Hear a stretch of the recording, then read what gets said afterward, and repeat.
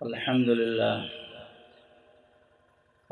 لله نحمده ونستعينه ونستغفره ونؤمن به ونتوكل عليه ونعوذ بالله من شرور أنفسنا ومن سيئات أعمالنا من يهده الله فلا مضل له ومن يضلله فلا هادي له ونشهد أن لا إله إلا الله وحده لا شريك له ونشهد أن سيدنا ومولانا محمدا عبده ورسوله صلى الله تعالى عليه وعلى آله وصحبه وبارك وسلم تسليما كثيرا كثيرا. أما بعد، فأعوذ بالله من الشيطان الرجيم. بسم الله الرحمن الرحيم. إنا جعلنا ما على الأرض زينة لها لنبلوهم أيهم أحسن عملا. وقال الله تبارك وتعالى: وما خلقت الجن والإنس إلا ليعبدون.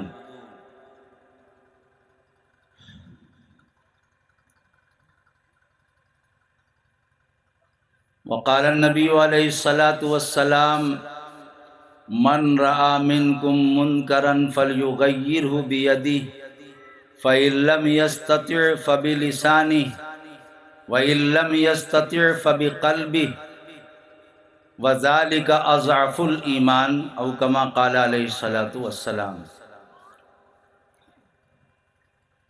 بزرگان محترم، حضرات علماء اعظام، معزز سامعین کرام اور پردہ نشین خواتین اسلام، دیگر برادران وطن، آج کا یہ مجمع کچھ اس انداز سے اپنی شکل بنائے ہوئے سامنے ہے کہ اب تک ایسا اتفاق نہیں ہوا تھا.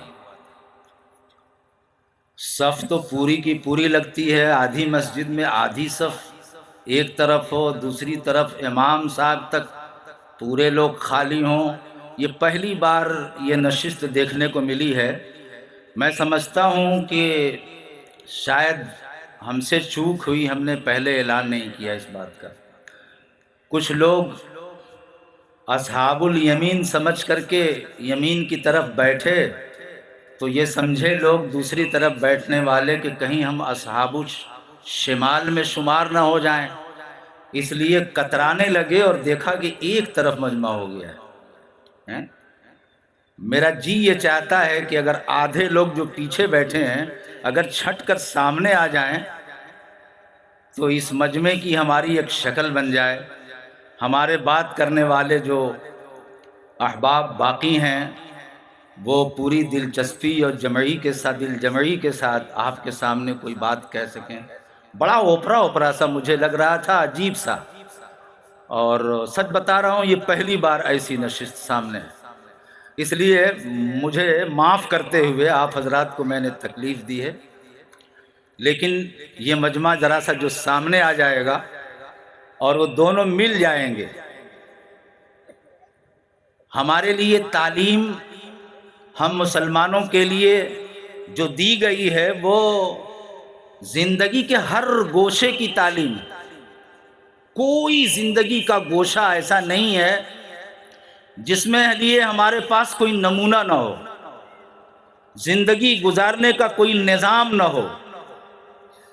میرے بھائیو، بزرگوں اور دوستو، یہ کمال ہے ہمارے مذہب کا کہ اس مذہب میں انسان کی زندگی کے جتنے بھی شعبے ہو سکتے ہیں، تمام شعبہ ہے زندگی کے مکمل تفصیلی احکامات اس شریعت اسلامیہ کے اندر آپ کو ملے گی. دنیا میں کوئی مذہب، میں اس خدا کی قسم کھا کے کہہ رہا ہوں، نہیں ملے گا جتنا مفصل، جتنا تفصیلی انسان کو پیر کے ناخن سے لے کے سر کے بال تک اور اپنی پیدائش سے لے کر کے موت تک جتنی بھی زندگی کے اندر کروٹیں انسان بدل سکتا ہے، جتنے بھی حالات اس کے اوپر آ سکتے ہیں، ان تمام حالات میں اگر کوئی صحیح اور سچی اور صاف ستھری رہنمائی کرنے والی، میرے بھائیوں بزرگوں اور دوستوں، اگر کوئی شریعت ہے، کوئی مذہب ہے، تو وہ تنے تنہا صرف وہ مذہب اسلام ہے۔ دنیا میں کوئی ایسا مذہب نہیں۔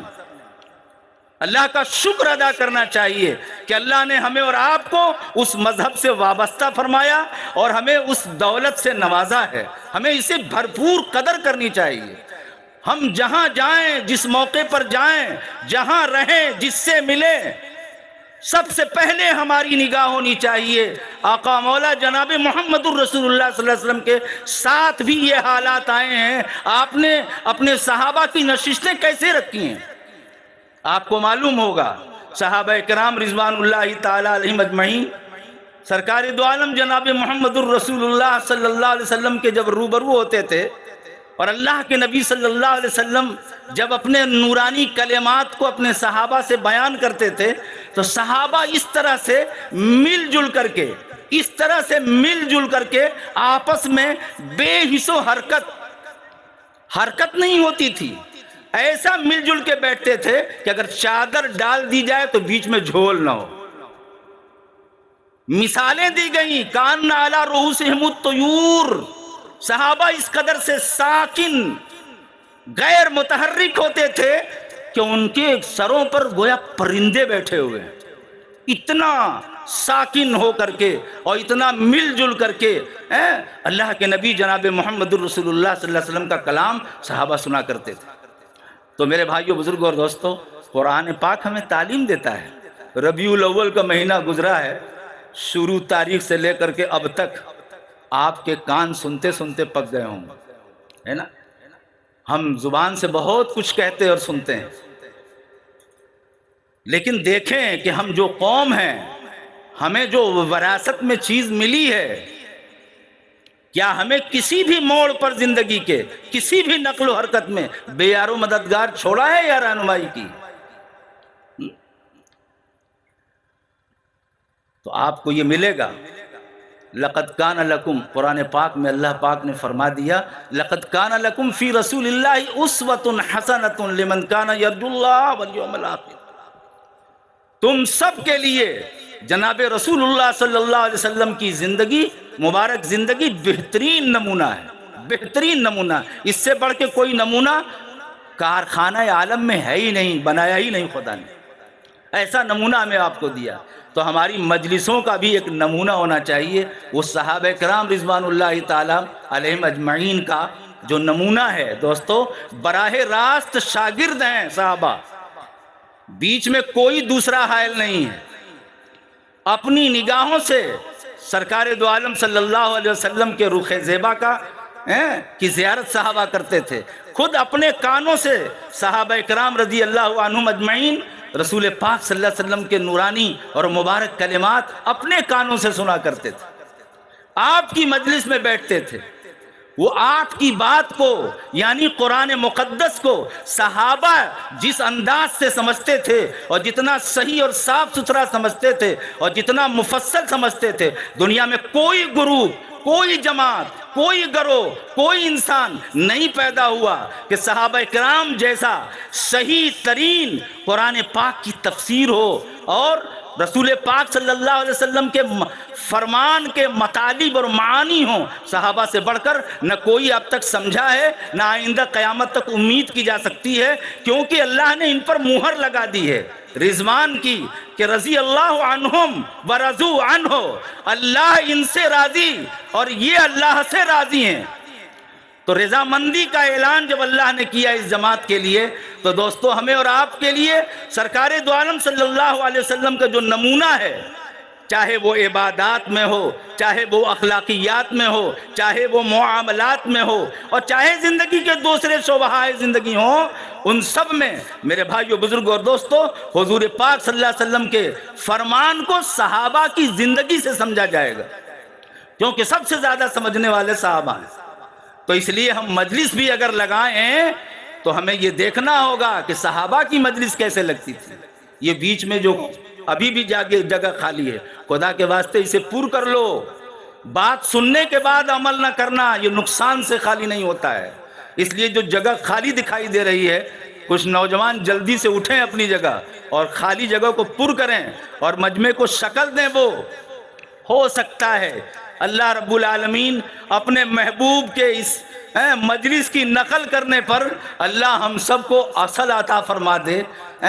نقل کرنے پر ہو سکتا ہے اللہ رب العالمین کی رحمت کا فیصلہ ہو جائے کہ انہیں وہ ان فیوز اور برکات سے انہیں بھی مستفیض کر دو۔ جب میرے محبوب کی نقل کر رہے ہیں، میرے محبوب کے محبوب کی نقل کر رہے ہیں، لاؤ ان نقل کرنے والوں کو دلوں کو اصل سے تبدیل کر دیں۔ ان کے دلوں میں سچی اتباع رسول، سچی پیروی رسول اور نبی پاک صلی اللہ علیہ وسلم کی سچی محبت ان کو دلوں میں ڈال دو، کیونکہ وہ ان کی نقل کر رہے ہیں۔ تو دوستو خالی جگہیں پور کرنے کی کوشش کریں آپ حضرات۔ مجھے ابھی بتایا گیا ہے ہمارے بہت سے اس گاؤں کے بھائی جو جلسے میں دامے درمے سخن شامل تھے لیکن ابھی تک نماز میں مشغول ہیں۔ نماز تو انشاءاللہ یہ مجمع پڑھے گا اور جماعت کے ساتھ انشاءاللہ پڑھے گا، لیکن نماز مسجد کا چونکہ ایک وقت متعین تھا، متعینہ وقت پر ہمارے جو مسجد کے احباب ہیں وہ اپنی جماعت کر رہے تھے، وہ جلد ہی آنے والے ہیں۔ مجھ سے کہا گیا بات تھوڑی سی پھیلا دیا جائے، تو میں نے آپ کے سامنے یہ ضروری بات رکھی ہے۔ اللہ تعالی ہم سب کو کہنے سننے سے زیادہ ان باتوں پر عمل کرنے کی توفیق نصیب فرمائے۔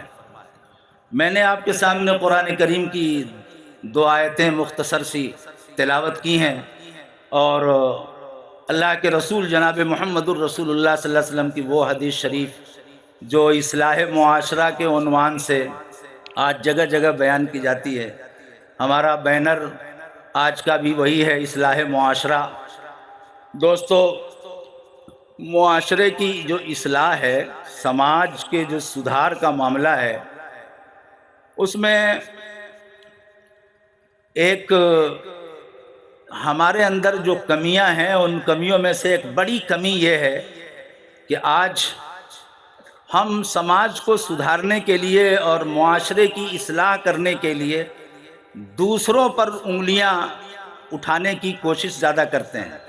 فلاں ایسا ہے، فلاں ایسا ہے، فلاں ایسا ہے نا بھائی؟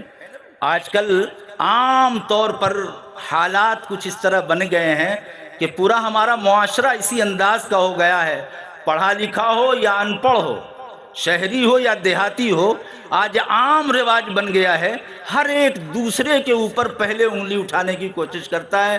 وہ انگلی اپنے طرف نہیں اٹھتی، اپنے عیوب پر ہماری نگاہ نہیں ہوتی کہ ہمارے اندر کیا کمیاں ہیں۔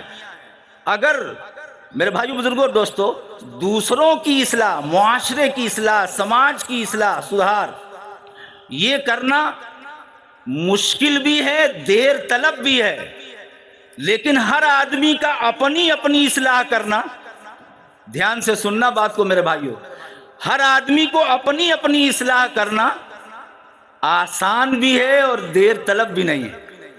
ہر آدمی خود سوچ لے کہ میں پہلے سدھر جاؤں، پہلے میں سدھروں، اس کے بعد پھر میں دوسرے سے کہوں۔ تو دوستو اور بزرگوں ہمارے سماج میں انشاءاللہ پہلے زیادہ تیزی کے ساتھ سدھار آئے گا، ہماری اصلاح بہت تیزی کے ساتھ ہوگی۔ کیوں؟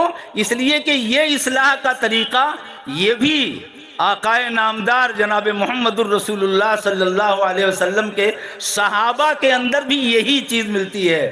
وہ دوسرے کے اندر نہیں پہلے تلاش کرتے تھے عیب کو، دوسرے کو فہمائش بعد میں کرتے تھے، دوسروں میں تبلیغ بعد میں کرتے تھے، پہلے اپنے کو۔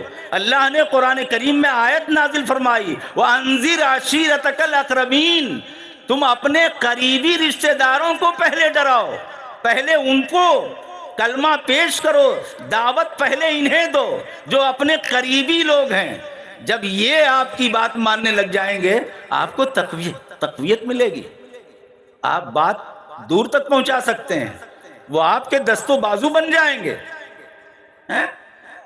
تو دوستو پہلے اپنی اصلاح کی طرف ہر آدمی اگر کوشش کرے تو انشاءاللہ آج جو جگہ جگہ بینر لگائے جا رہے ہیں، عنوان بنا کر کے مستقل محنتیں ہو رہی ہیں، معاشرے کی اصلاح ہو جائے، انجمنیں قائم کی جا رہی ہیں، پمفلٹیں چھایا کی جا رہی ہیں، اور کس کس طریقے سے لوگ اصلاح کی کوشش میں لگے ہوئے ہیں۔ لیکن دوستو، عام طور سے آپ دیکھیں گے تو دوسروں کی اصلاح کی نیت ہوا کرتی ہے، ہمیں اپنی اصلاح کی نیت نہیں ہوتی۔ لیکن اگر ہم سرکار دو عالم جناب محمد الرسول اللہ صلی اللہ علیہ وسلم کے صحابہ کا اگر نمونہ دیکھیں، آئیے دیکھیے، میں آپ کو ایک جھلک دکھاتا چلتا ہوں، تھوڑا سا وقت دے دیا گیا ہے تو میں بات کو تھوڑی پھیلاؤں، ورنہ مولانا نعمان صاحب کی بات تو ماشاءاللہ مفصل انداز میں سامنے آ گئی ہے، اور سمجھنے والوں کے لیے عقل مندارہ اشارہ کافی، عقل والوں کے لیے تو اشارہ ہی کافی ہوتا ہے۔ لیکن کیا کہیے، یہ ہمارا آج کا سماج اور معاشرہ کہ بات کی تہ تک پہنچنے کے بجائے نہ جانے کہ کون کون سی باتیں اس میں نکالنے لگتا ہے۔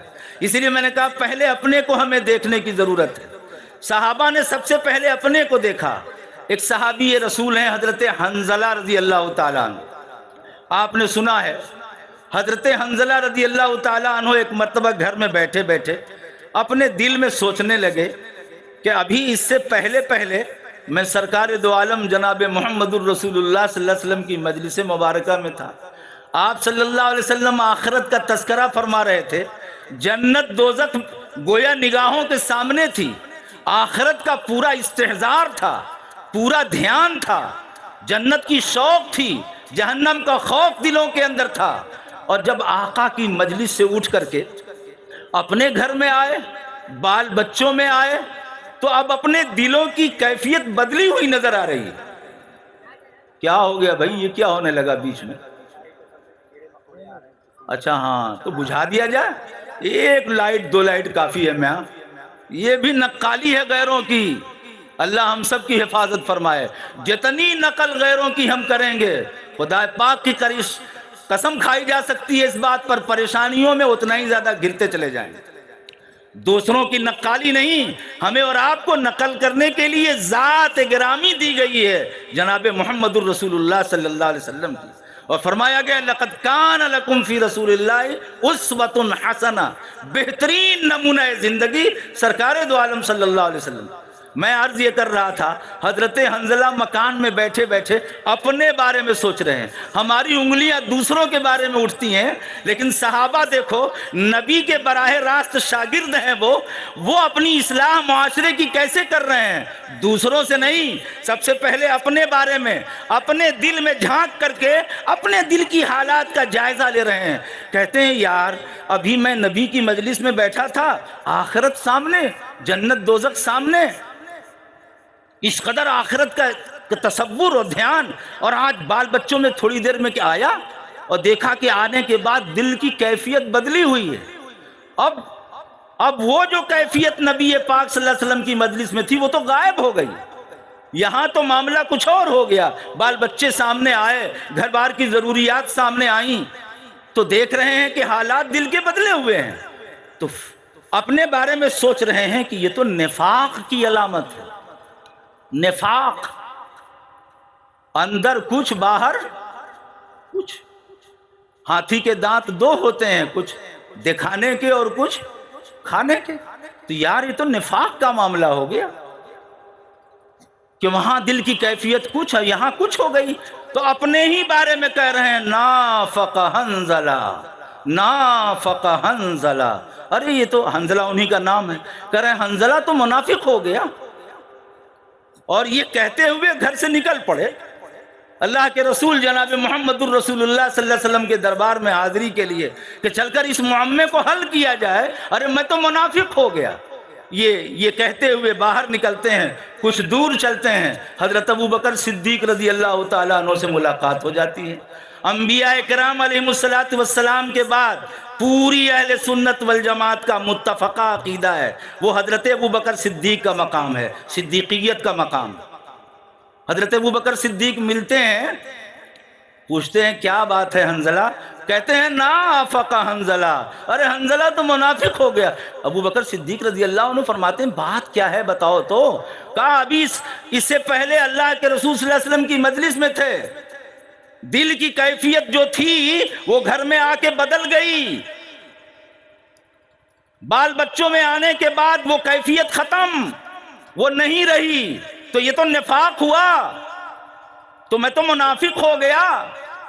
ابو بکر صدیق رضی اللہ عنہ سن کے حیران ہے کہ یار یہ بات تو انہی کی نہیں ہے، یہ بات تو میرے اندر بھی ہے، یہ کیفیت دل کی تو واقعی بدل جایا کرتی ہے۔ ابھی اللہ اور اللہ کے رسول صلی اللہ علیہ وسلم کا کلام سن رہے ہیں، قرآن کریم کی آیتیں پڑھی جا رہی ہیں، مومن کے دل پسیج رہے ہیں، پانی پانی ہو رہے ہیں، متاثر ہو رہے ہیں، اور یقین میں اضافہ ہو رہا ہے۔ لیکن کیا بات ہے کہ ابھی جب اپنے گھروں میں جاتے ہیں تو یہ دل کی کیفیت ختم ہو جا رہی ہے۔ ابو بکر صدیق رضی اللہ عنہ کہتے ہیں ہاں یار چلو بات ایسی ہے تو چلو پھر دربار رسالت میں چلا جائے، واقعی یہ بات تو میں بھی محسوس کرتا ہوں، غالباً اس انداز کی بات ہے۔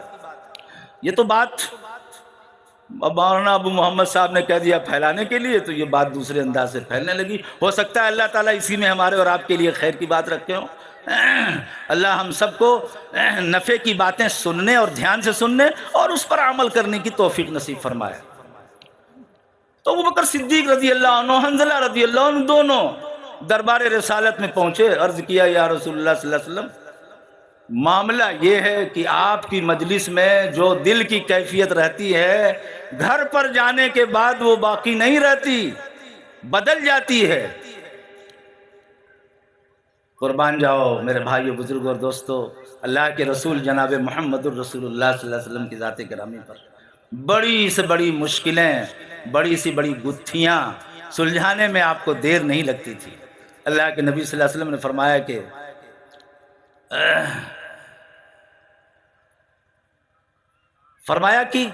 گاہے گاہے یہ کیفیت کبھی کبھی ہوا کرتی ہے حنظلہ، ہمیشہ نہیں رہتی۔ اگر یہ کیفیت انسان کی ہمیشہ باقی رہے، جو میری مجلس میں کیفیت رہتی ہے دلوں کی، یہ کیفیت اگر بعد میں بھی باقی رہے تو اے حنظلہ، اے ابو بکر، تم سے راستوں میں فرشتے مسافہ کرنے لگے، فرشتے مسافہ کرنے لگے راستوں میں تم سے۔ جی یہ کیفیت یکساں، اسی لیے دل کو عربی زبان میں قلب کہتے ہیں۔ کیا کہتے ہیں؟ قلب۔ القلب ما یتقلب، جو ایک حالت پر نہیں رہتا، بدلتا رہتا ہے، بدلتا رہتا ہے۔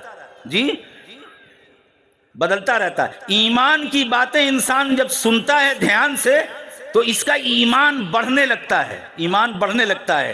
دل کی کیفیت میں اتار چڑھاؤ برابر ہوتا رہتا ہے۔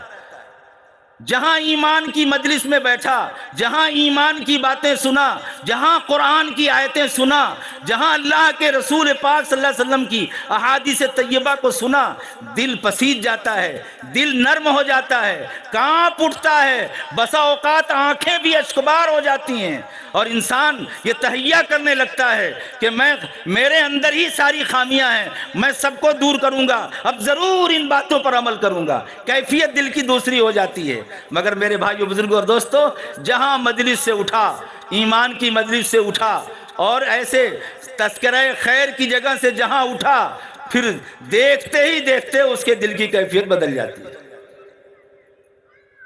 اسی لیے صحابہ کرام رضی اللہ تعالی عنہم اجمعین آپس میں مذاکرہ اپنے اپنے ایمان کا کیا کرتے تھے۔ آؤ تعالو جددو ایماننا، آؤ اپنے اپنے ایمان کی ہم تجدید کریں، اور ایمان کی کیفیات کا، ایمان کے تذکرے مجلس میں اپنے شروع کر دیتے تھے صحابہ کرام، تاکہ ایمان بڑھے۔ اور انسان آج تو دوستوں اور بزرگوں، ایمان کی مجلس میں اپنے آپ کو بیٹھانا، یہ آج ہم سب کے لیے، اکثریت کے لیے ہمارے ایک بہت مشکل مسئلہ بنا ہوا ہے۔ فضول بکواس کی جگہوں پر، چائے خانوں پر، غب خانوں پر، نہر کے ان پولوں پر دیکھو صبح سویرے، جبکہ تلاوت کا وقت ہوتا ہے، مسلمان کے گھروں سے تلاوت کی آواز کبھی آیا کرتی تھی، ایسے وقت میں صبح دیکھو تو پل پر ایک لمبی قطار ہمارے بھائیوں کی لگی رہتی ہے۔ فجر کی نماز کے بعد تلاوت کی آواز ہمارے گھروں سے آنی چاہیے۔ مسلمان گھروں کی، بستیوں کی پہچان پہلے اس طرح ہوتی تھی کہ صبح جس محلے سے گزرتے تھے، اگر قرآن کی آواز آتی تھی تلاوت کی، لوگ سمجھتے تھے کہ یہ مسلمانوں کا محلہ ہے، قرآن پڑھا جا رہا ہے، تلاوت ہو رہی ہے۔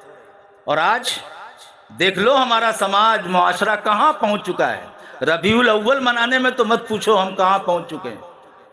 جہاں نہیں پہنچنا چاہیے دوستو ہم اور آپ وہاں پہنچ چکے ہیں۔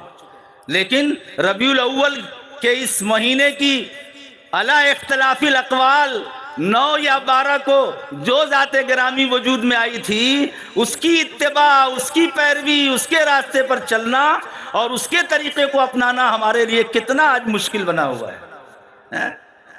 ہم اور آپ دوستوں اور بزرگوں صرف نام لیتے ہیں اپنے نبی کا، لیکن اگر ان کی زندگی پاک کو سامنے رکھ کر کے، آپ نے ابھی سنا ہمارے مولانا محترم جو بیان فرما رہے تھے، بہت سارے انبیاء کرام علیہ السلام کے ایمان کی کیفیات کو قرآن کریم کی آیتوں میں جو بیان کیا گیا ہے، آپ کھول کھول کر کے وہ آیتیں پڑھ کر ہمیں سنا رہے تھے۔ یہ ایمان کوئی کھلواڑ نہیں ہے، یاد رکھو، کان کھول کر سن لو، تمام مسلمانوں کے پاس سب سے قیمتی اور سب سے بڑا اگر کوئی سرمایہ ہے تو وہ ایمان کا سرمایہ ہے۔ کس کا ہے؟ ایمان کا سرمایہ ہے۔ ایک مومن سے ایمان لے لیا جائے اور پوری دنیا اس کے پاس اونڈیل دیا جائے، پوری دنیا اسے دے دیا جائے، پوری دنیا کا بادشاہ اسے بنا دیا جائے اور اس کا ایمان لے لیا جائے، خدا پاک کی قسم ساری دنیا کا بادشاہ بننے کے باوجود بھی انتہائی ذلیل، انتہائی کمینہ، انتہائی گھٹیا، انتہائی نامراد ہے وہ شخص جس سے اس کا ایمان چھن گیا۔ اور ایک مومن کو ایمان دے دیا جائے، ایمان دے دیا جائے اور دوستو باقی سب کچھ اس کا لے لیا جائے، سب کچھ چھن جائے اور ایمان دے دیا جائے اس کو، اور وہ اس کا ایمان باقی رہے، موت تک باقی رہے، موت بھی اسی پر ایمان پر آئے، تو دوستو اور بزرگوں وہ اپنے وقت کے بادشاہ سے بھی زیادہ باحیثیت، بامراد، کامیاب، دنیا میں بھی اور آخرت میں بھی کامیاب۔ ایمان بہت قیمتی سرمایہ ہمارا آپ کا ہے، اور جنت اس ایمان ہی کا صلہ ہے دوستو اور بزرگوں۔ اسی لیے ایمان کی حفاظت، اس کو بڑھانے کی کوشش اور محنت، یہ مومن کی پہچان ہے اور یہ مومن کا شیوا ہے۔ اپنے ایمان کو بڑھانے کی محنتیں برابر کرنا یہ مومن کا ایک طریقہ ہونا چاہیے۔ اور آپ نے سنا کہ جب ایمان آئے گا کسی کے اندر تو امتحان بھی ضروری ہے اس کے لیے۔ جب حضرات انبیاء کرام علیہ السلام کو نہیں چھوڑا گیا، ان کے ایمان کو جانچا گیا، جبکہ اللہ نے اپنے یہاں سے سب سے زیادہ اس وقت کا برگزیدہ بنا کر، سب سے زیادہ مقرب ترین اپنا بندہ بنا کر اللہ اپنے نبیوں اور رسولوں کو دنیا میں پیدا فرماتا ہے، اور اس کے باوجود دنیا میں آنے کے بعد نبی کے اس ایمان کا بھی امتحان لیا جا رہا ہے، طرح طرح سے لیا جا رہا ہے۔ جیسا کہ حضرت ابراہیم علیہ السلام کا تذکرہ آپ نے سنا، ان کے بچپنے کی زندگی سے لے کر کے اور 83 اور 90 سال کی زندگی تک چلے جاؤ، پوری زندگی امتحانات میں نہیں گری ہوئی ہے تو کہاں گری ہوئی ہے؟ کیسے کیسے امتحانات ان کے سامنے آئے ہیں، لیکن سارے امتحانات میں وہ پورا نمبر لانے میں حضرت ابراہیم علیہ خلیل اللہ علیہ السلام، اللہ نے خلت کے مقام پر ان کو فائز کیا، یوں ہی نہیں فائز کیا، خلت کے مقام پر فائز کیا، ان کو اپنا خلیل بنایا، جہاں جہاں جاچا، جو جو سوال کیا، جو جو امتحانات ان کے اوپر آئے، سارے امتحانوں میں حضرت ابراہیم علیہ السلام کامل اور مکمل اترے، مکمل۔ دوستو یہ سبق ملتا ہے ہمیں اور آپ کو کہ آج اگر ہم اور آپ بھی اپنے اپنے ایمان کا دعویٰ کرتے ہیں تو امتحان ہمارا آپ کا بھی ہوگا، لیکن ہمارا آپ کا امتحان ہمارے ہی ایمان کے اعتبار سے ہوگا۔ ان کا امتحان ایمان سب سے تگڑا تھا تو ان کا امتحان بھی اسی طرح تگڑا اور مضبوط ہوتا تھا اور مشکل ہوتا تھا، اور ہمارا آپ کا ایمان نہایت پھسپھسا، نہایت کمزور۔ ہمارا ایمان تو دوستو ایسا ہے کہ کہتے ہوئے بھی شرم آتی ہے۔ ہمارا آپ کا ایمان ایسا ہے آج کے مومن کا کہ اس کو مسجد میں نماز پر بھی ان کا ایمان نہیں لے جاتا بیچاروں۔ ہر وقت دیکھو تو بھینس کی پونچھ پکڑے ہوئے دوڑتے رہتے ہیں، اس کھیت سے اس کھیت سے۔ ہیں مومن، مسلمان ہیں، لیکن ان کا ایمان ایسا ہے کہ ان کو مسجد تک نہیں لے جا پاتا، قرآن کی تلاوت پر ان کو نہیں کھڑا کر پاتا، ان کا ایمان سچ بولنے پر نہیں کہا پر پاتا ہے۔ دوستوں اور بزرگوں، ذرا سا زکام ہو جائے، پکے نمازی جی پنجگانہ نمازوں کا عادی ہے ماشاءاللہ، ذرا سا بخار آ جائے، ذرا سا زکام ہو جائے، کھانا نہیں چھوٹے گا، پانی نہیں چھوٹے گا جی، دوستوں اور یاروں سے ملاقات نہیں، چائے خانے کی حاضری نہیں چھوٹے گی، سب سے پہلے نماز چھوٹ جائے گی بیچارے پکے مومن کی۔ آج کل حال یہ ایمان کا ہے کہ ان کا ایمان نماز جیسی محتم بشان عبادت کہ تمام عبادتوں میں سب سے بڑی اور مرکزی حیثیت اگر کسی عبادت کی ہے تو نماز کی ہے۔ اس نماز کا یہ حال ہے آج مسلمانوں کا کہ یہ نماز دوستوں اور بزرگوں ذرا سے بہانے سے کہ زکام ہو گیا ہے تو بخار آ گیا ہے، تو یہ بخار زکام ہماری زندگی کی اور کسی ضروریات میں مخل نہیں ہوئے، کوئی خلل انداز نہیں ہو سکا، کوئی کا کوئی عمل ہمارا متاثر نہیں ہوا۔ اگر متاثر ہوا تو سب سے پہلے نماز متاثر، سب سے پہلے یہ نمازی اپنا نماز چھوڑ دیتا ہے جی، اپنی نماز چھوڑ دیتا ہے۔ وقت کا ناشتہ نہیں چھوڑتا، وقت کی چائے نہیں چھوڑتی، دوستوں سے ملاقات نہیں چھوڑتی، اور بیمار ہوتا تو سب سے پہلے نماز چھوڑ دیتا ہے۔ ابھی آپ نے سنا صحابہ کرام رضی اللہ تعالی عنہم اجمعین کی زندگیاں مبارک تلواروں کے سائے میں، اس کی جھنکاروں میں باپ دیکھ رہا ہے کہ بیٹے کا سر قلم ہو رہا ہے، بیٹا دیکھ رہا ہے کہ میرے والد کا سایہ سر سے اٹھ رہا ہے، ہمیشہ کے لیے دنیا سے جا رہے ہیں۔ لیکن ایسے عالم میں بھی اگر نماز کا وقت آ جاتا تھا تو صحابہ کرام رضی اللہ عنہم اجمعین اس ہما ہمی کے عالم میں بھی کچھ تو دشمن کے مقابل ہوتے، کچھ صفیں لگا کر کے نماز میں کھڑے ہو جاتے تھے۔ باری باری سے نمازیں ادا ہو رہی ہیں، جماعت کے ساتھ ادا ہو رہی ہیں۔ کہاں ہم ہیں؟ ہم کہاں ہیں؟ ربیع الاول منانے میں تو بہت آگے ہیں۔ لیکن دیکھیں دوستوں اور بزرگوں، جس نماز کے بارے میں اللہ کے رسول صلی اللہ علیہ وسلم نے فرمایا قرۃ عینی فی الصلاۃ، میری آنکھوں کی ٹھنڈک نماز کے اندر ہے۔ اب میرے خیال میں وہ احباب بھی آ چکے ہیں جنہوں نے مسجد میں جماعت سے نماز پڑھ لی ہے، کہ بھئی آ گئے ہیں مبارک بھائی، آ گئے ہیں۔ سرکار دو عالم جناب محمد الرسول اللہ صلی اللہ علیہ وسلم، میرے بھائیو بزرگوں اور دوستو، ذرا ہم اس طرف دیکھیں کہ نماز کے ساتھ کیا معاملہ صحابہ کا تھا، حضور پاک صلی اللہ علیہ وسلم کا کیا معاملہ تھا۔ ذرا سی دن میں بدلی اگر چھا جاتی تھی، تیز ہوا بھی چل دیتی تھی، علماء کرام بیٹھے ہیں، دریافت کر لو، ذرا سے حالات بدلتے تھے، اللہ کے رسول جناب محمد الرسول اللہ صلی اللہ علیہ وسلم مسجد کی طرف دوڑ جاتے تھے۔ کہیں آفت تو کوئی نہیں آ رہی، کہیں خدا کا کوئی عذاب تو نہیں نازل ہو رہا ہے، یہ دن میں بدلی کیسی اتنی گھناؤنی، اس قدر گھٹا چھوپ اندھیرا کیسے چھا گیا۔ اللہ کے رسول صلی اللہ علیہ وسلم بھاگے بھاگے مسجد کی طرف جا رہے ہیں، نماز کی طرف متوجہ رہے ہیں اور اللہ کی طرف متوجہ رہے ہیں۔ یہ ہمارے نبی کی تعلیم ہے، سنت ہے، یہ آپ کا وتیرہ ہے، آپ کا یہ اسوہ اور نمونہ ہے کہ ہمارے اوپر کسی طرح کے بھی حالات آنے تو ہمیں سب سے پہلے استعینوا بالصبر والصلاۃ، ایمان والوں کو حکم دیا گیا کہ تم مدد طلب کرو ان حالات میں، تم چاہتے ہو کہ تمہارے ساتھ اللہ کی رحمت ہو جائے تو تمہیں کیا کرنا ہے؟ بالصبر والصلاۃ، مدد طلب کرو نماز کے ذریعے، صبر کے ذریعے۔ حضور پاک صلی اللہ علیہ وسلم عین میدان جنگ میں، ابھی آپ نے سنا عین میدان جنگ میں اللہ کے رسول صلی اللہ علیہ وسلم کے لیے ٹٹی لگائی جا رہی ہے، جھونپڑی لگائی جا رہی ہے، اور اس میں صحابہ کرام برسر پیکار ہیں اور اللہ کے رسول صلی اللہ علیہ وسلم سجدہ ریز ہیں، اپنی امتیوں کے لیے دعا فرما رہے ہیں، کامیابی کے لیے دعا فرما رہے ہیں۔ اللہم ان تہلک ہذہ العصابۃ لن تعبد فی الارض ابدا، او کما قال رسول اللہ صلی اللہ علیہ وسلم۔ حضور پاک صلی اللہ علیہ وسلم دعا فرما رہے ہیں کہ اے اللہ، اے میرے رب، یہ مٹھی بھر جماعت، یہ معمولی سے لوگ اگر آج مٹ گئے تو روئے زمین پر تیرا کوئی سجدہ کرنے والا نہیں ہوگا۔ لن تعبد فی الارض ابدا، روئے زمین پر کبھی تیری عبادت نہیں ہوگی اگر یہ مٹھی بھر جماعت ختم ہو گئی تو۔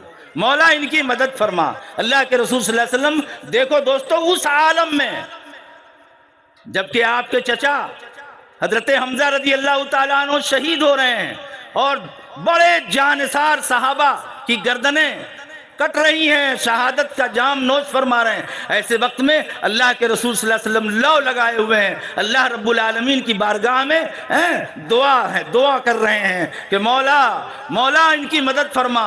اللہم ان تہلک ہذہ العصابہ لن تعبد فی الارض ابدا، اگر تھوڑی سی مٹھی بھر یہ جماعت آج ہلاک کر دی گئی، برباد کر دی گئی، تو مولا تیری روئے زمین پر کبھی عبادت نہیں ہو سکے گی۔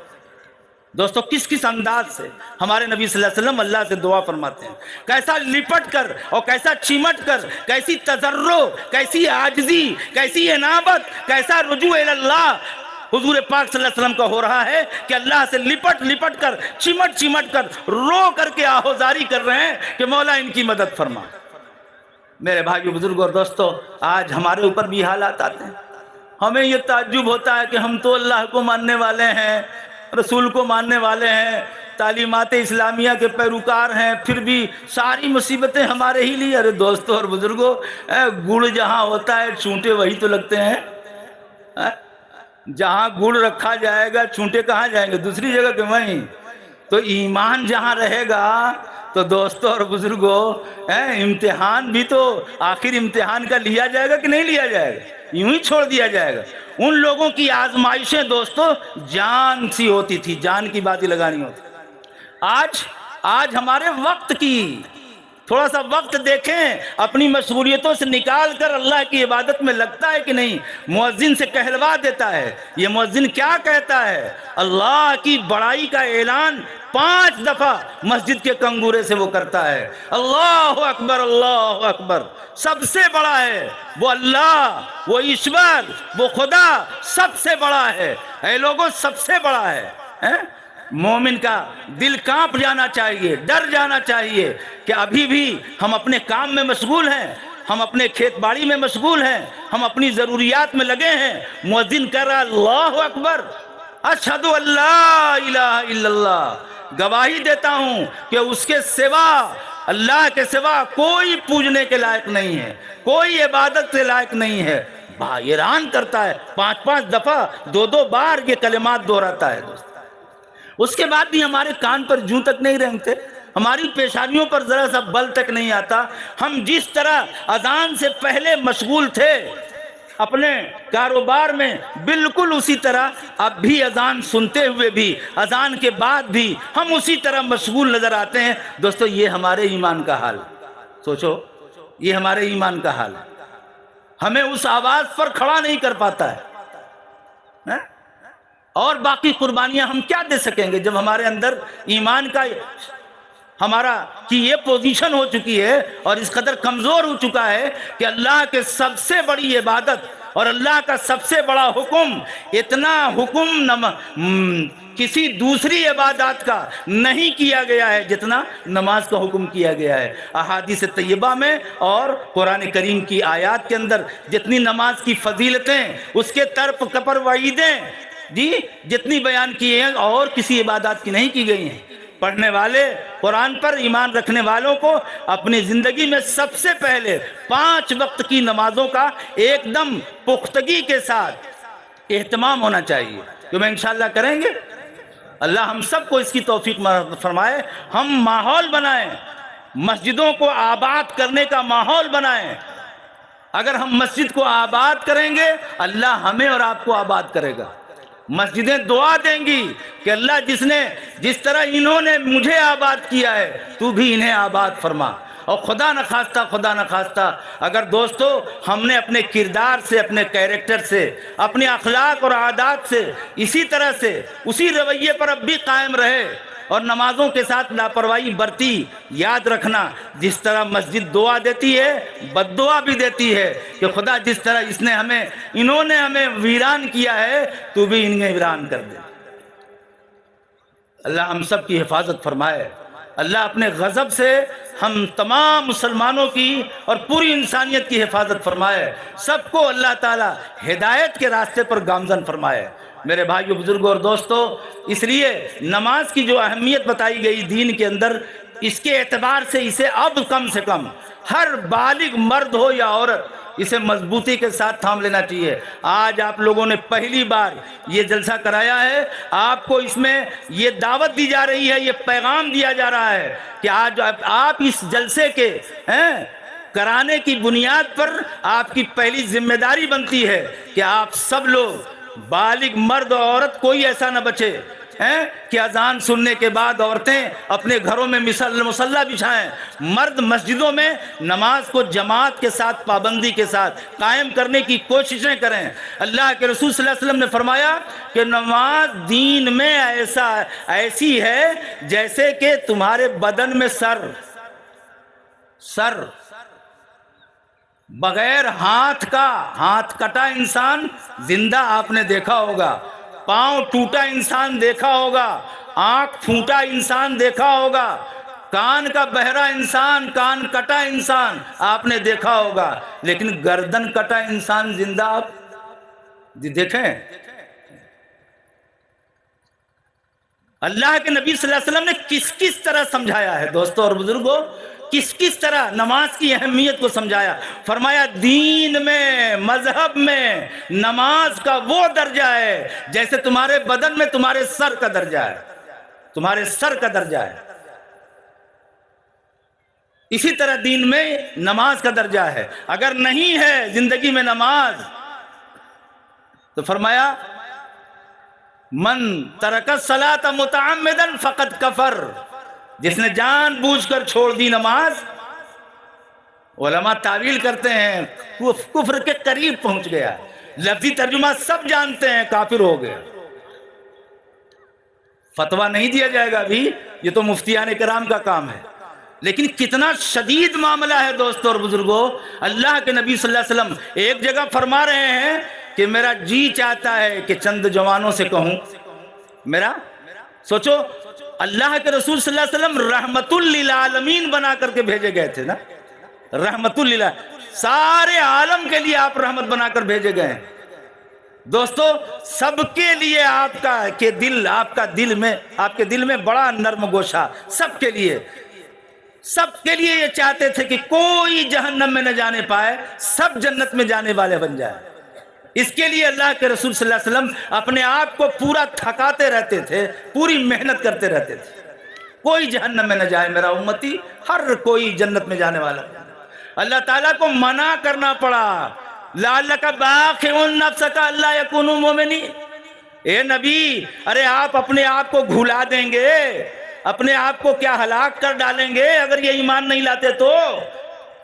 اللہ تعالیٰ تسلی دے رہا اپنے نبی کو، آپ کا کام بس تبلیغ کر دینا ہے، بات کا پہنچا دینا، یہ آپ کی ذمہ داری ہے، بس ہدایت دینا نہ دینا اللہ فرماتے یہ تو میرا کام ہے، میرا کام۔ یہ بات کیوں کہنی پڑی دوستو؟ اس لیے کہ اللہ کے رسول صلی اللہ علیہ وسلم اتنا آپ اپنے آپ کو گھلاتے تھے اور اتنی کوشش اور محنت میں لگے رہتے تھے کہ کوئی میرا امتی کا کوئی فرد جہنم میں نہ جائے، سب جنت میں جانے والے بن جائے، کوشش محنت ایسی تھی۔ اور رحمت آپ کے اندر اتنی بھری ہوئی تھی، کسی بھی دکھیا کو دیکھ کر، پریشان حال کو دیکھ کر اللہ کے رسول صلی اللہ علیہ وسلم دوستوں اور بزرگوں بہت زیادہ آپ متاثر ہو جاتے تھے۔ ارے میں انسان تو انسان چھوڑو، اللہ کے رسول صلی اللہ علیہ وسلم ایک دفعہ تشریف لے جا رہے تھے، ایک صحابی نے جنگل سے ہرنی کا بچہ، ہرنی لیا کر کے باندھ دیا تھا، ہرن لیا کر اپنے گھر میں باندھ دیا تھا، اور اللہ کے رسول صلی اللہ علیہ وسلم اس راستے سے گزرنے لگے، ہرنی کو دیکھا کہ یہ بدھی ہوئی ہے، آپ صلی اللہ علیہ وسلم سے شکایت کرنے لگی، یا رسول اللہ صلی اللہ علیہ وسلم پہاڑ میں میرے 2 بچے ہیں، بلبلا رہے ہوں گے بھوک سے، میرے ہی دودھ پر ان کا گزر بسر ہے، یا رسول اللہ صلی اللہ علیہ وسلم مجھ کو چھڑا دیجئے۔ میرے بھائیو بزرگوں اور دوستو، سیرت کی کتابوں میں، تاریخ کی کتابوں میں آپ کو ملے گا، اگر آپ تلاش کریں، اللہ کے رسول صلی اللہ علیہ وسلم کی رحمت دیکھنی ہو، انسانوں ہی نہیں بحر و بر سے بھی متجاوز آپ کو نظر آئے گی۔ ہر مخلوق کے دل میں، ہر مخلوق کے لیے اپنے دل میں اللہ کے نبی صلی اللہ علیہ وسلم بڑا نرم گوشہ رکھتے تھے۔ آپ پگھل گئے، آپ نے مالک کو فرمایا اس کو کہ دیکھ جو پکڑ لیتا ہے جنگل کی چیز کو وہ اس کی چیز ہو جاتی ہے، مالک وہ ہو جاتا ہے۔ تم کو جب اس نے پکڑ لیا ہے اور گرفتار کیا ہے تو اس کا مالک تیرا مالک وہ ہے۔ اجازت لے کر کے تم کو چھوڑ دوں اگر تو کیا تم دودھ پلا کر بچی کو اپنے بچوں کو آ جاؤ گی؟ وہ ہرنی وعدہ کرتی ہے کہ ہاں میں اپنے بچوں کو دودھ پلا کر یہیں واپس آ جاؤں گی۔ اللہ کے رسول صلی اللہ علیہ وسلم اس کی گرہ کھول دیتے ہیں، رسی کھول دیتے ہیں، اور وہ ہرنی چوکڑیاں مارتی ہوئی جنگل میں جاتی ہے، پہاڑ کے دامن میں، اور جا کر ٹانگیں چیر کر اپنے بچوں کو دودھ پلا لیتی ہے، اور پلا کر پھر وہ واپس آتی ہے، آ کر وہیں کھڑی ہو جاتی ہے، وہیں کھڑی ہو جاتی ہے۔ یہ ہے وعدہ وفا کرنا۔ المومن اذا وعد وفا، ایمان کی جھلک دوستو جانوروں کے اندر دیکھو۔ نبی کے زمانے میں وہ وعدہ کر رہی ہے ہرنی، اور دودھ پلا کر پھر واپس آ رہی، کوئی پکڑنے کے لیے نہیں گیا۔ ہماری بے ایمانی کا اثر آج بحر و پر پڑ رہا ہے، مخلوقات کے اوپر پڑا ہوا ہے کہ یہ مومن جب ایمان سے ہاتھ دھو بیٹھ رہا ہے، اپنے ایمان کا سودا کر رہا ہے، تو دوستو اور بزرگوں آج ایمان دیکھنے کو نہیں۔ مومن کے پاس بظاہر لفظ ہے مومن کا، لیکن ایمان کا سودا کر چکا ہے۔ اللہ حفاظت فرمائے۔ مجھے یہ بات نہیں کہنی چاہیے، لیکن حالات کچھ اس انداز کے بن چکے ہیں دوستو اور بزرگوں کہ کہنے کے لائق یہ بات ہو۔ اللہ ہم سب کی حفاظت فرمائے۔ ہمیں سب سے زیادہ اپنے ایمان کی فکر کرنی چاہیے دوستو۔ کہیں دھوکے میں تو نہیں ہے کہ ہم مومن اور مسلمان اپنے کو سمجھ رہے ہیں، اور کہیں کل قیامت کے دن خدا پاک کے سامنے جو رجسٹر کھولا جائے، کہیں مومنین کی فہرست ہم خارج تو نہیں ہیں، ہم مشرکین میں تو داخل نہیں ہیں۔ ہمیں اس کا جائزہ لینے کی ضرورت ہے اپنی زندگی میں۔ ہماری جھلک ملتی ہے، شرک کی بو آ رہی ہے ہمارے سماج سے، ہمارے معاشرے سے۔ اللہ ہم سب کی حفاظت فرمائے۔ تو دوستو اور بزرگوں، جو ہمارا نبی اس طرح رحیم رعوف، اتنا زیادہ کرم فرما، اتنا زیادہ مہربانیاں کرنے والا، صحابہ کرام نے ایک جگہ پڑاؤ ڈالا، اور اللہ کے رسول صلی اللہ علیہ وسلم جنگل سے کوئی ضرورت کے لیے تشریف لے گئے تھے، واپس ہوئے تو دیکھا کہ چولہا جلا رکھا ہے صحابہ نے، اور وہیں بلوں، چونٹیوں کے بل وہیں پر تھے۔ اللہ کے نبی صلی اللہ علیہ وسلم کی نگاہ پڑ گئی، فرمایا کہ جلدی یہاں سے چولہا ہٹاؤ، تم لوگوں نے دیکھا نہیں یہ چونٹیوں کے بل یہاں موجود ہیں، اور تمہارے آنکھ سے ان کو تکلیف ہوگی، یہ چولہا کہیں اور لے چلو، یہاں نہیں جلے گا چولہا۔ دوستو ہم جس نبی کا نام لیتے ہیں ربیع الاول میں، جس کے لیے دوستو اور بزرگوں نعرے لگاتے ہیں سڑکوں پر نکل کر کے، ہم ذرا ان کی زندگی کی تعلیم، ذرا ان کی زندگی کے نمونے کو تو دیکھیں کہ کیسا ان کی زندگی کا صاف ستھرا نمونہ آج امت کے سامنے ہے۔ چاہے زندگی کا جون سا بھی گوشہ ہو دوستو، اٹھا کر دیکھ لو۔ میں عرض یہ کر رہا تھا کہ اس قدر رعوف، اس قدر رحیم، اس قدر مہربان اللہ کے نبی اپنی امت پر، لیکن فرما رہے ہیں نماز کی اہمیت کو بتانا میں چاہتا ہوں۔ اللہ کے نبی صلی اللہ علیہ وسلم نے فرمایا ہے میرا جی چاہتا ہے کہ چند جوانوں سے کہوں کہ اذان کے بعد لوگ نماز کھڑی کریں، اور میرا جی چاہتا ہے کہ چند جوانوں سے کہوں کہ وہ ایندھن اکٹھا کریں، لکڑیاں چن کر لائیں، اور میں نماز کھڑی کرنے کے بعد میں چل کر دیکھوں کہ کون لوگ ہیں جو مسجد میں حاضر نہیں ہوئے، گھروں پر نماز پڑھ لیا ہے، میں ایسے لوگوں کے گھروں کو آگ لگا دوں۔ کیا کر دوں؟ سوچو دوستو اور بزرگوں، اللہ کے نبی صلی اللہ علیہ وسلم اتنے مہربان ہونے کے باوجود امت پر، اور اپنے امتیوں کے گھروں میں آگ لگانے کی بات سوچ رہے ہیں، کس بنیاد پر؟ کہ یہ مسجد میں نماز پڑھنے نہیں جاتے جو لوگ، ان کے گھروں میں آگ لگا دوں۔ لیکن چونکہ اس میں بچے ہوں گے، بچیاں ہوں گی، بوڑھی عورتیں ہوں گی، بوڑھے مرد ہوں گے جو جا نہیں سک رہے ہوں گے، یہ بھی اسی کے ساتھ جل جائیں گے۔ اللہ کے نبی صلی اللہ علیہ وسلم نے عمل نہیں کیا، لیکن اپنی تمنا ظاہر کی کہ جی چاہتا ہے کہ چل کر ایسے گھروں میں آگ لگا دوں کہ جو مسجدوں میں نماز پڑھنے نہیں جاتے اذان کے بعد۔ سوچو دوستو، جو نماز نہیں پڑھتے ہوں گے ان سے اللہ کے نبی صلی اللہ علیہ وسلم کس قدر خفا ہوں گے، کس قدر ناراض ہوں گے۔ حضرت عبداللہ ابن ام مکتوم غالباً صحابی رسول ہیں، دونوں آنکھ کے نابینا ہیں، حضور پاک صلی اللہ علیہ وسلم کے دربار میں آتے ہیں اجازت لینے کے لیے کہ اللہ کے رسول صلی اللہ علیہ وسلم اگر اجازت دے دیں تو میں اپنے گھر ہی پر نماز پڑھ لیا کروں۔ آ کر عرض کرتے ہیں یا رسول اللہ صلی اللہ علیہ وسلم، میرے اور گھر سے آنے کے راستے میں بہت سی نالیاں گڈھے وغیرہ پڑتے ہیں، مجھے مسجد تک لانے والا کوئی آدمی نہیں ہے، یا رسول اللہ صلی اللہ علیہ وسلم اگر آپ اجازت مرحمت فرما دیں تو آنکھ نہ ہونے کی مجبوری کی وجہ سے گھر ہی پر نماز ادا کر لیا کروں۔ حضور پاک صلی اللہ علیہ وسلم نے پہلے تو فرمایا کہ ٹھیک ہے، اتنا سنا تو وہ چل دیے، مطلب حاصل ہو گیا تھا۔ کچھ ہی دور گئے، حضور صلی اللہ علیہ وسلم نے فرمایا ان کو بلاؤ، تو ان کو بلاؤ۔ صحابہ گئے اور بلا کر لے آئے۔ عبداللہ ابن ام مکتوم غالباً نام ہے صحابی رسول کا، بلا کر صحابہ لے آئے۔ حضور صلی اللہ علیہ وسلم نے ان سے پوچھا کہ عبداللہ کیا اذان ہوتی ہے تو اس کی آواز تمہارے گھر تک پہنچتی ہے؟ تو انہوں نے کہا کہ ہاں یا رسول اللہ صلی اللہ علیہ وسلم، اذان کی آواز تو پہنچتی ہے۔ تو فرمایا آپ صلی اللہ علیہ وسلم نے، اے عبداللہ تمہیں نماز مسجد میں آ کر پڑھنی ہے، تمہیں نماز۔ سوچو دوستو اور بزرگوں، اس قدر معذور ہیں صحابی، مفتیان کرام سے فتویٰ لوگے آج 14ویں صدی میں فتویٰ دیں گے آج بھی کہ نہیں، ایسے معذور شخص کو گھر میں پڑھ لینا جائز ہے۔ لیکن دوستو صحابہ جس مقام پر تھے، اللہ نے ان کو جو رتبہ مقام عطا کیا تھا، اور پوری انسانیت میں جو انسانیت کے لیے نمونہ براہ راست شاگرد نبی کا بنایا تھا، ان کی دوستوں اور بزرگوں ان کی زندگی سب سے اعلیٰ درجے کی ہونی چاہیے بقیہ امت سے۔ اس لیے دوستوں ان کے نابیناؤں کو بھی مسجد بھیجا جا رہا ہے کہ اذان کی آواز اگر پہنچتی ہے تو تمہارا یہ عذر کافی نہیں ہے، عبداللہ نماز مسجد میں ادا کرو۔ بتاؤ دوستو اور بزرگوں، ہم نواپور کے مسلمانوں ذرا سوچو تو صحیح، ہمارے اندر کیسی صحت اللہ نے دے رکھی، کس قدر طاقت دے رکھی ہے، قوت دے رکھی ہے، کس قدر مال و دولت کی فراوانی دے رکھی ہے۔ الحمدللہ ساری ضروریات ہم عافیت سہولت سے پوری کر رہے ہیں، لیکن آج اذان ہوتی ہے تو گنے چنے چند نمازی وہاں حاضر ہوتے ہیں، باقی نماز ہی سرے سے نہیں ادا کرتے۔ گھروں میں ادا کر لینے کی بات تو بڑی دور ہے، نماز ہی نہیں ادا کرتے۔ سب سے اہم بنیادی عمل ایمان کے بعد جو بتایا گیا وہ کون سا بتایا گیا؟ نماز کا۔ اس کے ساتھ ہمارا یہ حال ہے تو دوستو اور سب عبادات کا کیا حال ہوگا؟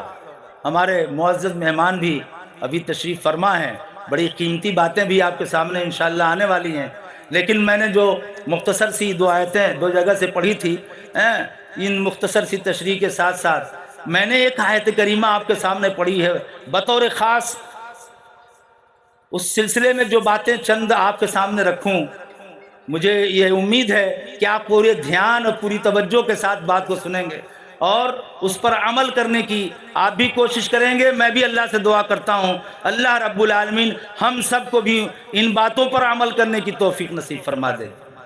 میں نے ایک آیت پڑھی تھی دوستو اور بزرگوں، وَمَا خَلَقْتُ الْجِنَّ وَالْإِنسَ إِلَّا لِيَعْبُدُونَ۔ اللہ تعالیٰ شانہ قرآن کریم میں فرما رہا ہے کہ ہم نے جنات اور انسان کو صرف اپنی عبادت کے لیے پیدا کیا ہے، صرف اپنی مقصد حیات، زندگی کا مقصد اللہ نے اس آیت کے اندر بیان فرمایا ہے۔ ہر انسان کو اپنی زندگی کے مقصد کو سامنے رکھ کر اپنی زندگی گزارنا چاہیے۔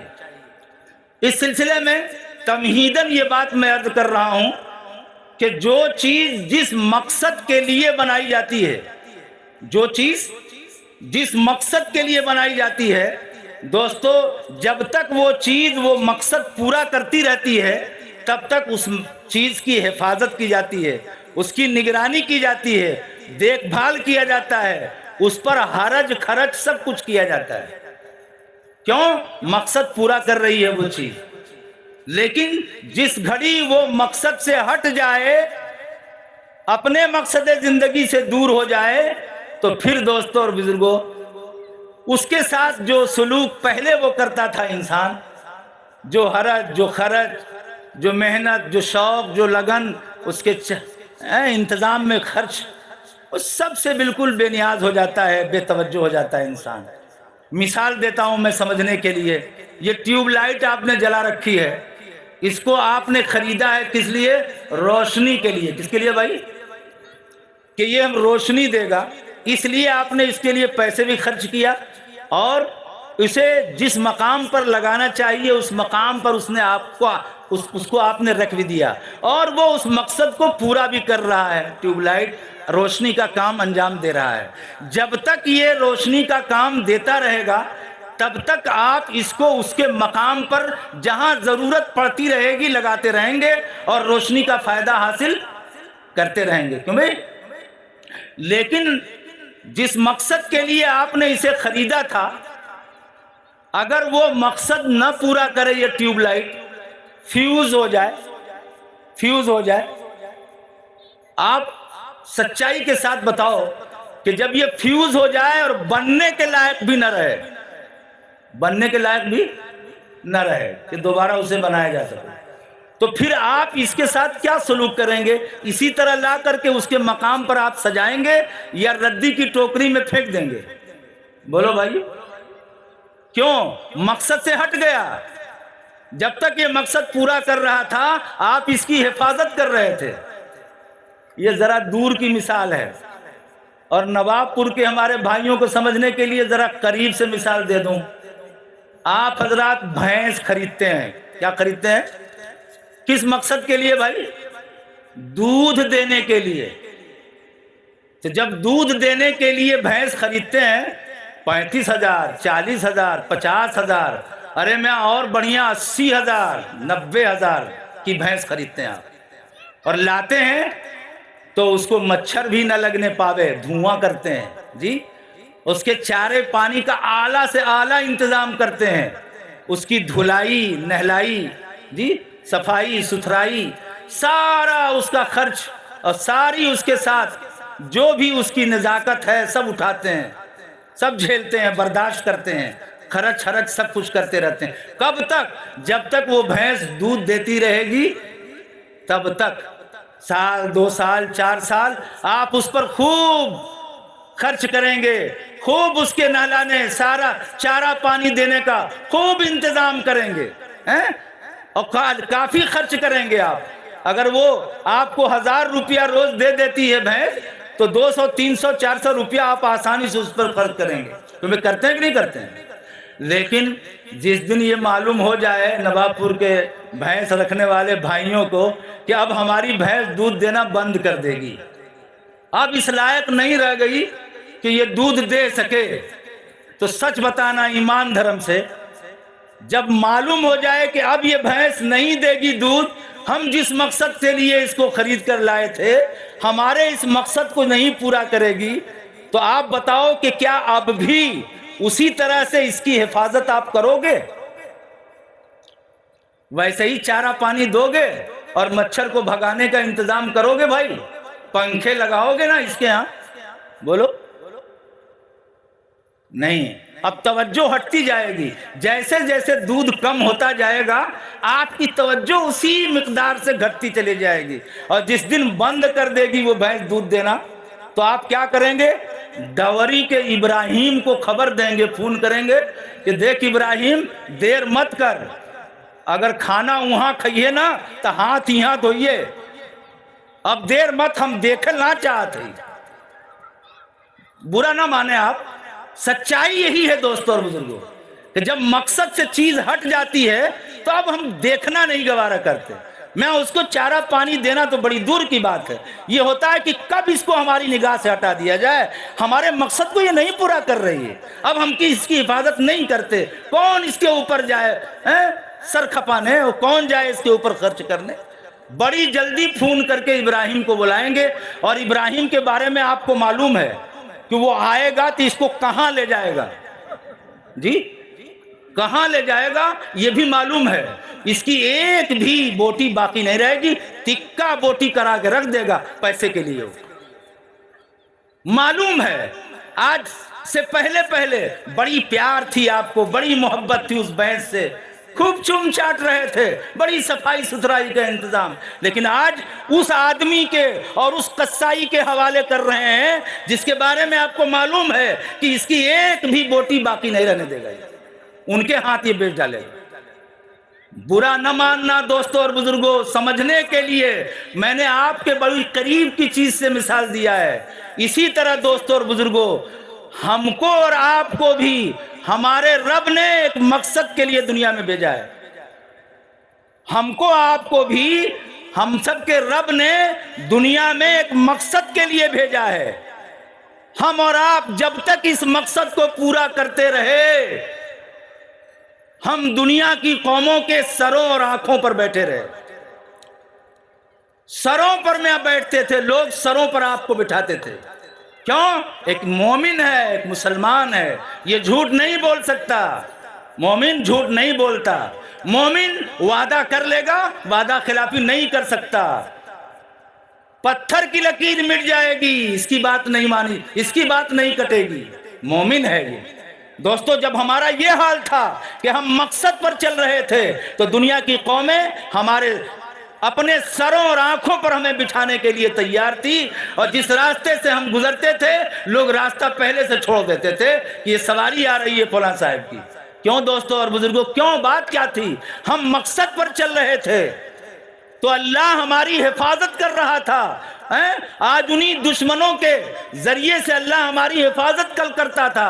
اور آج جب ہم اور آپ اپنے مقصد سے ہٹ گئے، برا نہ ماننا، ہم اور آپ جب مقصد سے ہٹ گئے تو دوستو اور بزرگوں اللہ نے ہمیں اور آپ کو قصائیوں کے حوالے کیا ہے.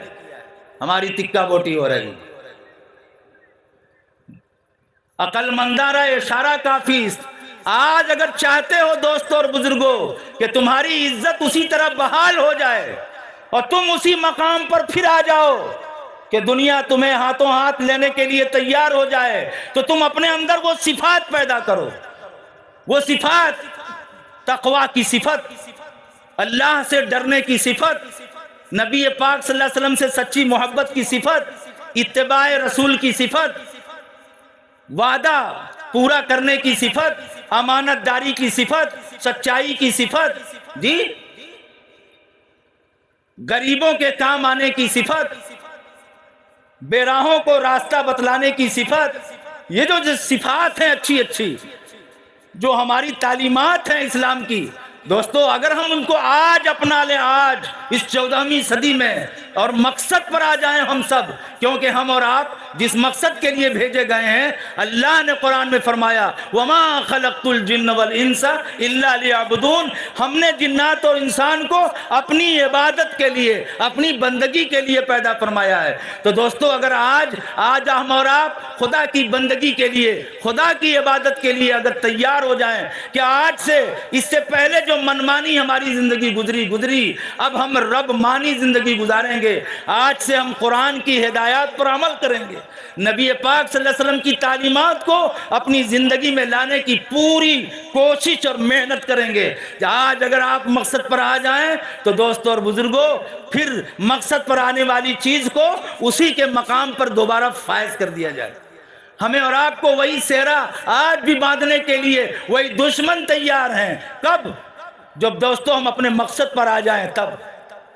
اس لیے دوستو ہماری زندگی میں سب سے پہلے خدا کی بندگی آنی چاہیے. اور بندگی اور عبادت صرف نماز کا نام نہیں ہے. نماز، وقت پر نماز کا ادا کرنا، قرآن پاک کی تلاوت کا کرنا، جی، اور شادیاں پڑ گئیں تو ان شادیوں کو اسلامی طریقے پر، سادے طریقے پر اپنی شادیوں کو کرنا، جی، سادے طریقے. اعظم النکاح برکتن ایسرھا مؤونتن. ہمارے نبی صلی اللہ علیہ وسلم کی تعلیم ہے سب سے برکت والا نکاح وہ جو سب سے کم خرچ والا ہو. اور آج مسلمان کیا سمجھتا ہے؟ سب سے برکت والا وہ جس میں جتنا بھی سودی لین دین کے ذریعے سے، قرض سے جیسے بھی حاصل ہو جائے، لے کر مال کو پانی کی طرح جس شادی میں بہایا جائے، فضول خرچیاں کی جائیں، جتنا زیادہ مال خرچ کیا جائے اتنا والا برکت والا نکاح سمجھتے ہیں. دوستو معاشرے سے ہم اور آپ یہی ثبوت دے رہے ہیں. اللہ ہم سب کی حفاظت فرمائے. ہمیں اپنے شادیوں کو سادے طریقے پر، کم سے کم خرچ میں کرنے کی ضرورت ہے۔ ہم عبادات میں آئیں نبی پاک صلی اللہ علیہ وسلم کی تعلیمات، اخلاقیات کے باب میں آئیں ہمارے نبی صلی اللہ علیہ وسلم کے جو اخلاق تھے دوستو، جو کردار تھے، جو آپ کے نمونے تھے زندگی گزارنے کے، وہ ہمیں اپنی زندگی میں لانے کی کوشش کرتے رہنا چاہیے۔ اگر ہم جس نبی کا نام لیتے ہیں اپنی زبان سے دوستو، اس کی زندگی مبارک کو نمونہ بنا کر اپنی زندگی گزارنے کا آج اگر فیصلہ کر لیتے ہیں تو انشاءاللہ ہم اپنے مقصد پر آ جاتے ہیں، اور جب چیز مقصد کے مطابق ہو جاتی ہے، جب دوبارہ یہ فیوز ہونے کے بعد بن جائے تو دوستو پھر اس کو اس کے حال پر رکھ دیا جاتا ہے، اس کے مقام پر اس کو فیض کر دیا جاتا ہے، اور وہیں دینے کے لیے، روشنی دینے کے لیے لگا دیا۔ تو دوستو اور بزرگوں، آپ دوسری دنیا کی اقوام کے لیے مینارے نور ہیں، نور کے مینارے ہیں۔ آپ دنیا کو جس بات کی ضرورت ہے، خدا پاک کی قسم، نبی پاک صلی اللہ علیہ وسلم کی سچی تعلیمات اور ان کے مبارک اسوے اور نمونے کی آج دنیا کی پیاسی انسانیت کو سخت ضرورت ہے، لیکن وہ کتابوں میں ہے دوستو، زندگیوں میں نہیں ہے مسلمانوں کے۔ ضرورت ہے کہ مسلمان ربیع الاول منانے والے لوگ نبی پاک صلی اللہ علیہ وسلم کی اس مبارک تعلیم کو کتابوں سے لا کر کے اپنی زندگیوں میں پیدا کرنے کی کوشش کریں، تاکہ ہم جب مقصد پر دوبارہ آ جاتے ہیں پھر دیکھیں کہ انشاءاللہ دنیا کا نقشہ بدل جائے۔ چونکہ بھائی ہمارے معزز مہمان بھی باقی ہیں، آپ حضرات بھی مناسب نہیں سمجھتے ہوں گے کہ اس مولوی کی بات تو بار بار کان میں ٹکراتی ہی رہتی ہے۔ آج تو ہم ان معزز مہمانوں کی بات سننا چاہتے ہیں، یہ بڑی دیر تک بیٹھے ہیں، تو میں آپ سے سما خراشی کی معذرت کرتے ہوئے اور انہی مختصر کلمات کے ساتھ اپنی بات ختم کرنا چاہتا ہوں۔ اللہ تعالیٰ شانہ سے دعا بھی کرتا ہوں کہ اللہ تعالیٰ شانہ جو باتیں کہی گئی ہیں، کہنے والا بھی محتاج ہے، سننے والے بھی محتاج ہیں، اللہ تعالیٰ ہم سب کو کہنے اور سننے سے زیادہ ان باتوں پر عمل کرنے کی توفیق نصیب فرما دے۔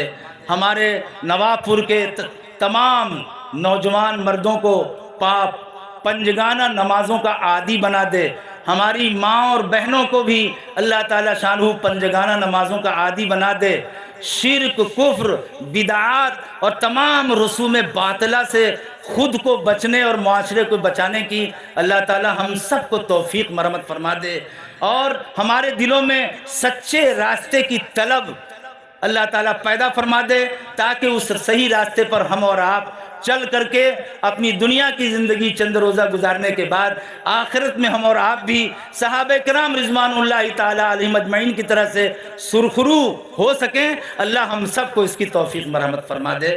وما علینا الا البلاغ۔